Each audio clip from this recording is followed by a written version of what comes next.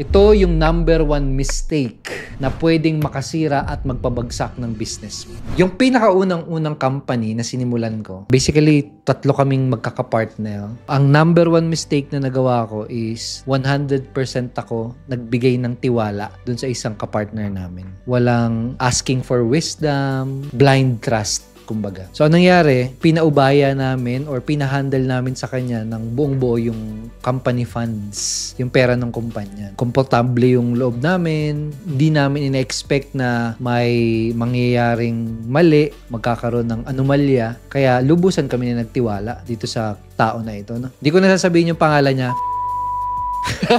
Tapos nun, anong nangyari, one time may kumausap sa amin na kaibigan namin or parang customer namin. Sinabi niya na, uy, nakita niyo ba yung kapartner niyo na isa? Nakita namin, lasing na lasing. Tapos, daming pera sa kotse niya. Nung narinig ko yun, syempre nag-worry ako. Baka pera ng kumpanya yun. Ganun. Yun yung hinala ko. Baka may nangyayaring mali pagdating sa pera ng company. Tapos nung kinumpronta namin siya, ayun na nga, nalaman namin na meron nang nangyaring hindi maganda, nangyari yun dahil sobrang nagtiwala kami sa kanya. Ang nangyari is yung pera ng company, yung pera na nasa bangko, nasimot na, wala nang laman.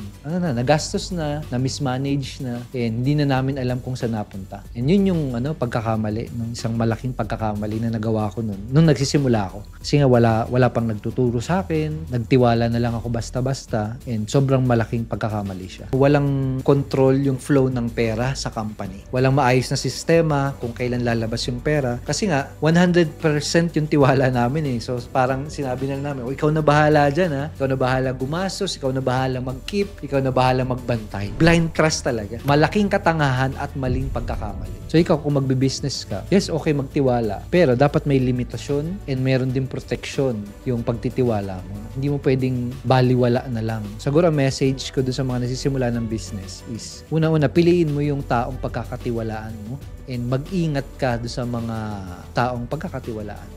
Magtitiwala ka man, make sure na hindi ka maaagrabyado, hindi ka maluloko. So, kumbaga may limitasyon, may hangganan. Minsan yung mga taong akala mo sila yung tutulong sa'yo, sila pa yung magpapabagsak ng negosyo.